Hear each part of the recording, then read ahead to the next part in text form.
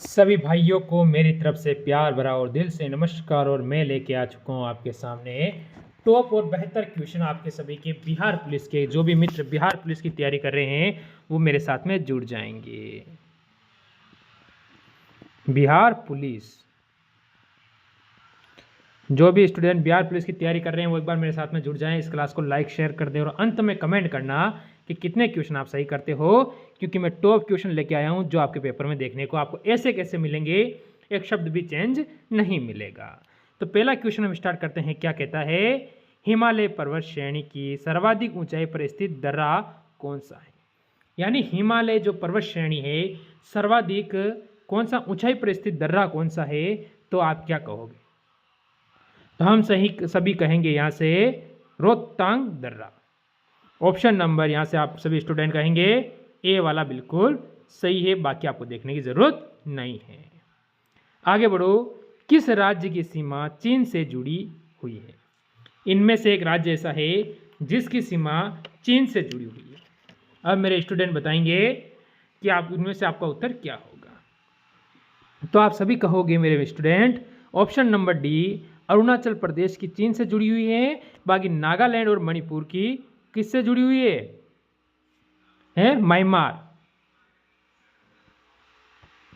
Myanmar से जुड़ी हुई है सीमा। ये भी आपको जानकारी होनी चाहिए। आगे बढ़ो। मध्य प्रदेश का पंचमंडी सोट किस पर्वत श्रृंखला में स्थित है। ये आपको बताना है। विंध्य श्रृंखला में, या फिर अरावली श्रृंखला में, सतपुड़ा श्रृंखला में, कैमूर श्रृंखला में। तब आपका उत्तर क्या होगा। यहाँ से सारे स्टूडेंट कहेंगे सतपुड़ा श्रृंखला। ऑप्शन नंबर सी यहाँ से बिल्कुल सही है, जिस स्टूडेंट का उत्तर आ रहा है। देखो, टीटागढ़ किस के लिए जाना जाता है। टीटागढ़ है वो किस चीज के लिए जाना जाता है, ये आपको बताना है। तो मैं आपको बता दूं मेरे मित्र, टीटागढ़ है कागज उद्योग के लिए जाना जाता है। ये आपको ध्यान रखना है। अब ये कहां पर है, तो आप सभी कहोगे सर पश्चिम बंगाल के अंदर। पश्चिम बंगाल के अंदर होगा कौन सा, टीटागढ़। ये भी आपको याद रखना है। आगे बढ़िए। अब देखो बिहार में, ठीक है, सोमेश्वर की पहाड़ी किस जिले में स्थित है।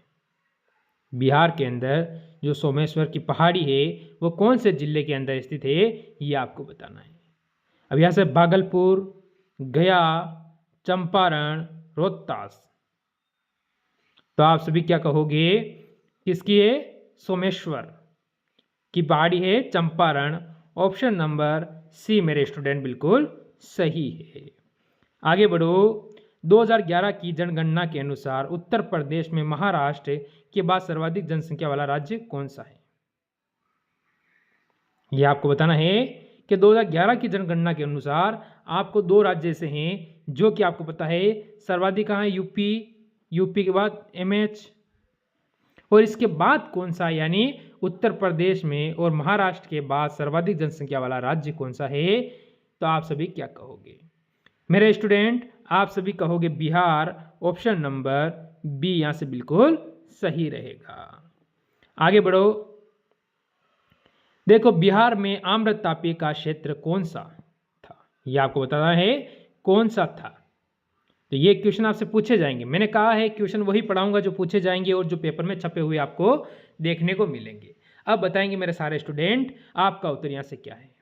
जैसे कि अंग, मगध, मुंगेर, वैशाली। मेरे स्टूडेंट आप सभी कहेंगे ऑप्शन नंबर डी, वैशाली बिल्कुल सही है सर हमारा उत्तर।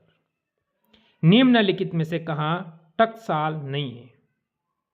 आपको ये बताना है कहां पर टकसाल नहीं है, तो आपका उत्तर क्या होगा। तो आप सभी क्या कहोगे, तो आप सभी कहोगे यहां से नासिक। नासिक में एक चीज प्रसिद्ध आपको पता है नोट प्रेस। नोट प्रेस यानी यहां पर नोट छपते हैं। नोट प्रेस का मतलब है यहां पर नोट छपते हैं। आगे बढ़ो। त्रिपुरा में निम्न में से कौन सी भाषा बोली जाती है। त्रिपुरा के अंदर कौन सी भाषा बोली जाती है। अब आपको पता है त्रिपुरा, कल एक क्वेश्चन देखा होगा आपने कि वो बांग्लादेश से तीनों ओर से घिरा हुआ है। ऐसे त्रिपुरा है, छोटा सा, उसके चारों तीनों तरफ क्या है, बांग्लादेश है, इससे घिरा हुआ है। मैं आपको ऐसे बता रहा हूं। तो भाषा कौन सी है, भाषा आप कहोगे बंगाली। ऑप्शन नंबर सी यहां से बिल्कुल सही है। आगे बढ़ो।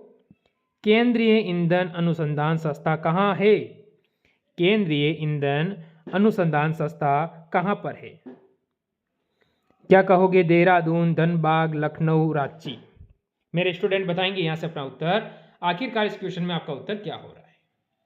तो बिल्कुल जो स्टूडेंट अभी जिसने उत्तर देखा है और बता रहा है यहाँ से धनबाद, ऑप्शन नंबर बी, वो बिल्कुल सही है। यानी तैयारी तो हमारी बहुत अच्छी है, बस सिलेक्शन की एक छोटी सी राह के बीच में हम बैठे हैं, क्योंकि आप सभी री एग्जाम दे रहे हो बिहार पुलिस का। निम्नलिखित में से किस पहाड़ी पर उष्णकटिबंधीय सदाबहार वन पाए जाते हैं? ये आपको बताना है कि ऐसी कौन सी पहाड़ी है जिसके ऊपर सभी को पता है उष्णकटिबंधीय सदाबहार वन पाए जाते हैं। हर क्वेश्चन को मैं 2 बार बोलूंगा जिससे कि आप साथ साथ में याद कर सके, ये आपको याद रखना है। तो नीलगिरी पहाड़ी, नीलगिरी पहाड़ी का मतलब ऑप्शन नंबर ए या मेरे मित्र, मेरे स्टूडेंट, बिल्कुल आपका सही है। तो सभी स्टूडेंट इस क्वेश्चन का उत्तर देंगे क्या है? सी, जिराफ, बाइसन जैसे जानवर किस वन में पाए जाते हैं? आखिरकार ये कौन से वन के अंदर पाए जाते हैं, ये आपको बताना है। तो मेरे स्टूडेंट आप क्या कहोगे? पर्णपाती वन। ऑप्शन नंबर, मेरे स्टूडेंट ऑप्शन नंबर आपका यहाँ से ए वाला बिल्कुल सही रहेगा। बताएगा कौन कौन सा स्टूडेंट ऑप्शन नंबर ए उत्तर दिया है। आगे बढ़ो, अगला क्वेश्चन बताओ इसका उत्तर क्या है? फॉरेस्ट रिजर्व सेंटर का मुख्यालय कहाँ है? तो आपको मुख्यालय बताना है कि आखिरकार इसका जो मुख्यालय है वो कहाँ पर हो जाता है। अब यहाँ से कोलकाता, शिमला, हैदराबाद, देहरादून। मेरे स्टूडेंट आप सभी कहेंगे option number C, option number C. यहाँ से Hyderabad, sorry, option number C नहीं होगा। यहाँ से आप कहोगे ऑप्शन नंबर डी, डी यानी देहरादून बिल्कुल सही है। आगे बढ़ो। निम्न में से बेमेल को छाटे, यानी अलग को छाटना है। गेहूं, धान, चना, मटर, इनमें से बेमेल का मतलब ये है कि 3 फसलें समान है, एक अलग है। मेरे स्टूडेंट मेरी बात समझेंगे, 3 एक समान है, एक अलग है।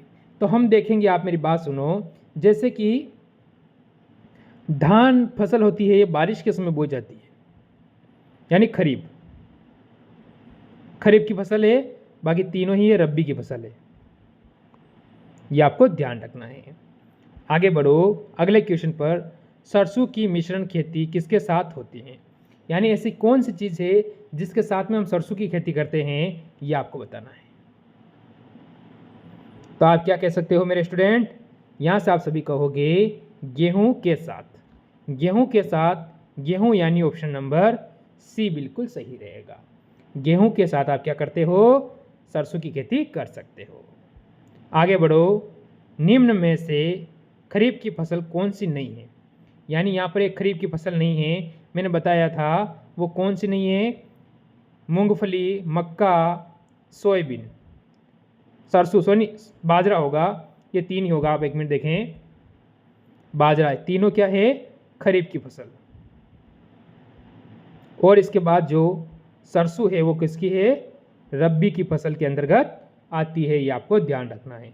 फसलों से संबंधित कोई डाउट आपको रहना नहीं चाहिए। आगे बढ़ो। उसे तिलहन पौधे फसल नाम बताइए जो भारत में बहुत बड़े पैमाने पर उगाई जाती है। तो कौन कौन सी है, ये आपको बताना है।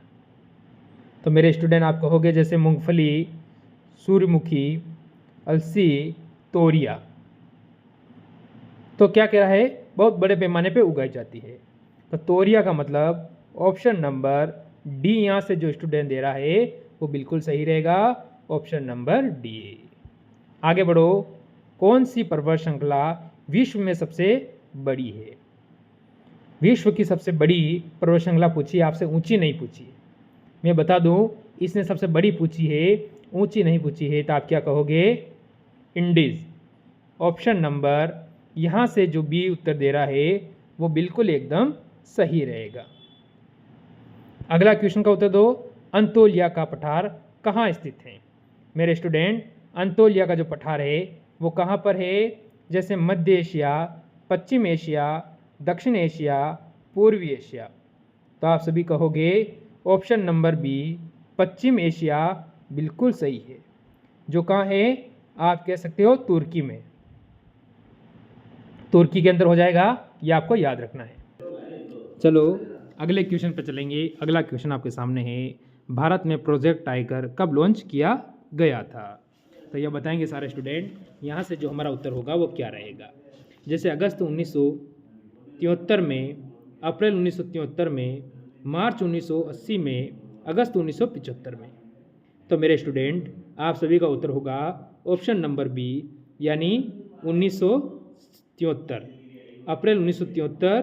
ऑप्शन नंबर बी बिल्कुल सही है। आगे बढ़ो। चिपको आंदोलन कहाँ शुरू हुआ था? ये आपको बताना है। चिपको आंदोलन कहाँ से संबंधित है? जैसे कि असम, अरुणाचल प्रदेश, मिजोरम, उत्तराखंड। मेरे सारे स्टूडेंट बताएंगे कि चिपको आंदोलन का संबंध कहाँ से हो जाता है। तो हम सभी क्या कहेंगे?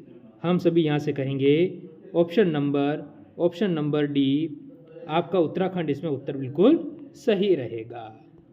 आगे बढ़ जाओ अगले क्वेश्चन पर।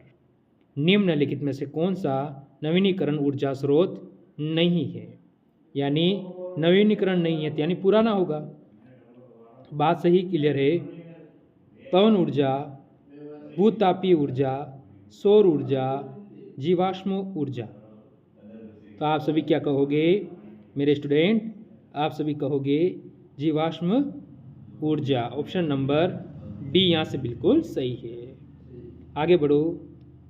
ऊर्जा के विभिन्न स्रोत जो प्रकृति से बहुत लंबे समय तक जमा है, ये आपको पता है। बहुत सारी चीज़ें ऐसी है जो प्रकृति में बहुत लंबे यानी बहुत सारे समय से जमा है, जो खत्म होने जाने पर उन्हें जल्दी से बदलना नहीं जा सकता है। तो क्या कहोगे? तो जल्दी से बदला नहीं जा सके तो क्या करेंगे हम कहेंगे ऊर्जा का गैर नवीनीकरण स्रोत, यानी ऑप्शन नंबर बी यहाँ से बिल्कुल सही रहेगा। आगे बढ़ो। अगला क्वेश्चन आपके सामने। चलो एक क्वेश्चन मैं आपको क्या दूं? HW देता हूं। इसका उत्तर आप सभी कमेंट करके मेरे को बताएंगे। तो आज का जो लास्ट क्वेश्चन है आपके सामने, देखो कौन सा है। 100 साल का युद्ध किसके बीच लड़ा गया था? यानी 100 साल का जो युद्ध था वो आखिरकार किन के बीच, कौन से देशों के बीच में ये लड़ा गया था? तो मेरे सारे स्टूडेंट कहेंगे कि यहाँ से आप सभी कौन सा? आप सभी कहोगे फ्रांस और इंग्लैंड। फ्रांस और इंग्लैंड, ऑप्शन नंबर सी बिल्कुल सही है। तो ये थे आज के टॉप क्वेश्चन। अच्छे लगे हो तो लाइक शेयर कमेंट करना। कल मिलते हैं इसी समय एक और नई क्लास के साथ। सभी को जय हिंद, जय भारत।